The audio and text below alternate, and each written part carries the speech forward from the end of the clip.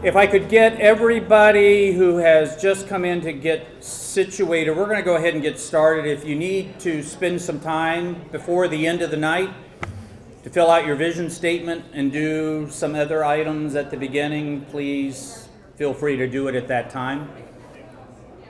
Nice to see everybody here. So I would like to, again, my name is Mark Olinger. I'm the Director of Planning and Development Review for the City of Richmond. It's my honor tonight to introduce Mayor Dwight Jones, who will say a few words to kick off what I'm hoping over the next 8 to 12 months will be an exciting and comprehensive look at the corridor along East Broad and East Main Streets as part of the BRT initiative that will get implemented in October of 17. So without further ado, I'm going to introduce Mayor Jones to say a few words, and then I'll come back, do a few things, and then we'll get into the groups. Thank you, Mayor Jones. Thanks, Mark, and thank you so much for being here tonight. And I wanted to be here because I just think that this is so important, and I'm so excited about the opportunity to have transit-oriented development along the Broad Street corridor. The resurgence that I began talking about in my State of the City address is a resurgence that we see along this corridor, and Broad Street, as you know, is our front door. And we certainly want people to be able to see, and we want our city to feel the vitality of the Broad Street corridor. A generation ago or years ago, people were moving away from these places. Now people are moving to these places. And I think that it's just amazing. I know that you're here because you feel the resurgence that is taking place in our city, and you're concerned to make sure that that resurgence is something that really allows us to face the tough challenges that are before us. It's important for us to recognize that we've not done all of this by ourselves, but that we've had partners along the way who have joined us to make these dreams become realities. The state, and not only the state, but the federal government is very key in what we're trying to get done. BRT is being funded by a Tiger grant in the amount of about $25 million. The city is putting in about $7 million, and then there is about $14 million coming from somewhere else, from the state. Okay, 16 from the state. All right, and so it all adds up to enough at this point if we don't make any big changes. And so I just want to assure you that I remain committed to tackling the tough challenges that face our city. We have to develop neighborhoods and attract and retain employees and invest in infrastructure for our local employees. And we have to be focused on this particular corridor. I'm just so excited about what I see happening all along the corridor. I just went in a few days ago to the Central Fidelity building on Broad Street, 3rd, 2nd and Broad, and to see that a couple hundred people will be moving in there. And you add to that the Quirk Hotel, add to that the VCU Contemporary Art facility, add to that VCU's taking over the United Way building, add to that the other development that has come in the middle of those anchors. It just says that this is really going to bode well for the vitality of Broad Street. One of the things that was exciting about BRT was when we looked at other cities, particularly cities like Cleveland, and saw the economic development-oriented development that took place along BRT. And we believe that that can happen here as well, providing jobs and providing new opportunities for development. And your presence here tonight allows us to believe that this is something that you want to see and you want to have a hand in making sure that it's done right. And so in addition to this planning study being conducted by the city, we're expected to be able to bring additional resources and focus to particular neighborhoods that have been underserved.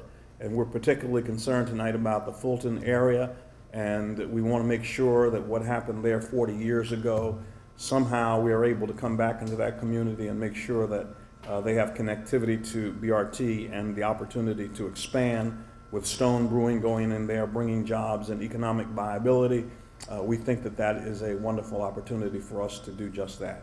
So let me conclude my remarks by thanking you for being a part of this progress, for being a part of this process, and thanking you for coming out tonight and allowing us to be benefited by your ideas, benefited by your concerns, and benefited by your notion of what kinds of development needs to go along Broad Street. And we promise that what you say here tonight will be taken into full consideration. So thank you so much for being here tonight. Thank you very much. Thank you very much, Mayor. So let's go ahead and get started on having what I'm a planner. I think planning is fun. So let's have a good time tonight thinking about the future of the corridor. And as some of you have heard me say in other meetings, the planning process we're really kicking off tonight is not about October of 17. It's really about October of 37. It's really about taking a long view of what we can do in this city and along this important corridor that stretches from one side to the other of the city. So I'm going to go through a few slides.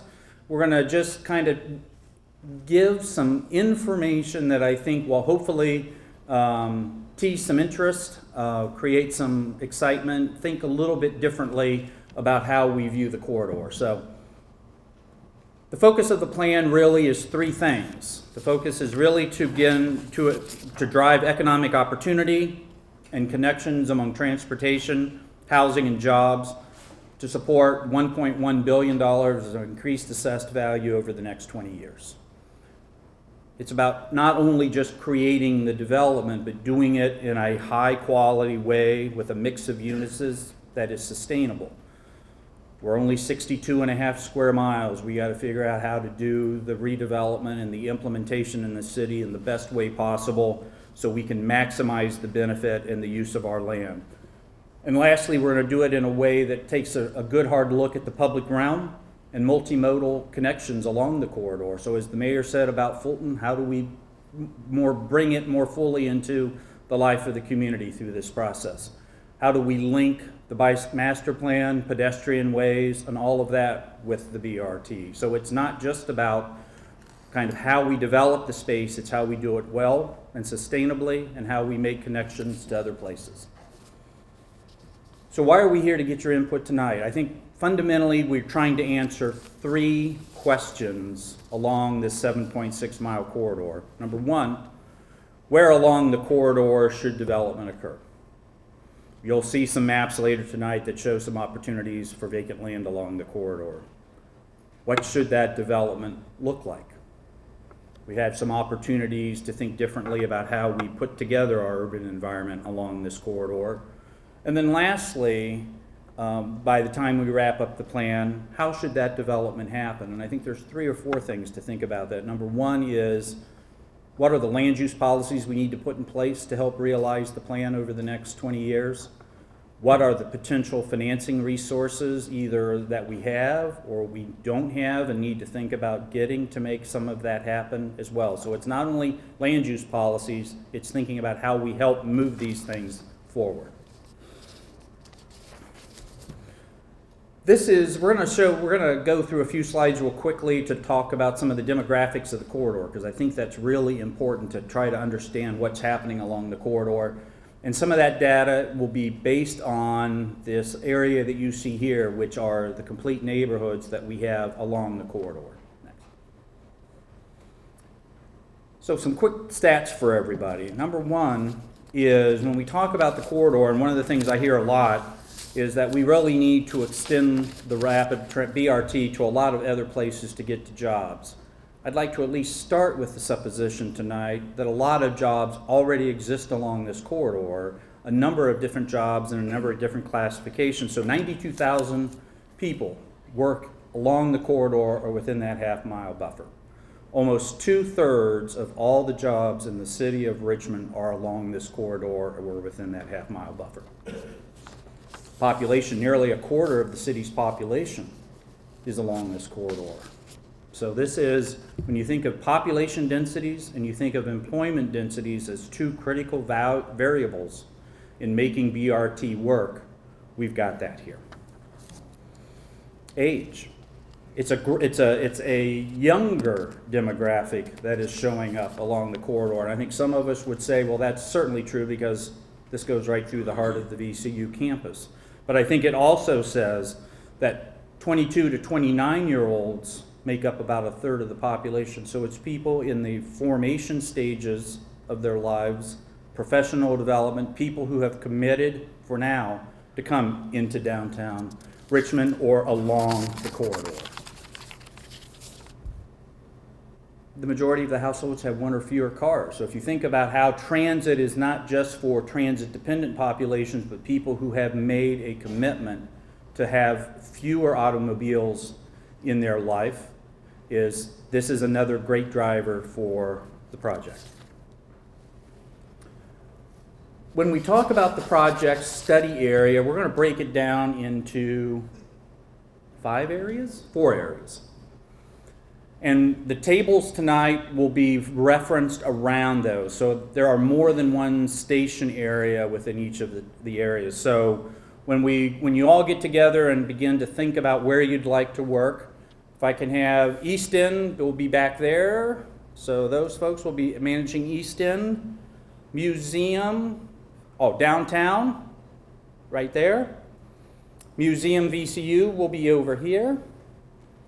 And the East End will be in the back. So you don't have to feel like you have to stay in one area. You can float if you would like, but we're going to break it down into 4 areas, and that will be, and at the end of the day, kind of how we'll look at the plan is within these 4 larger station areas.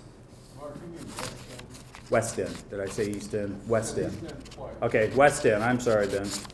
So yes, West End over there. Next. Development.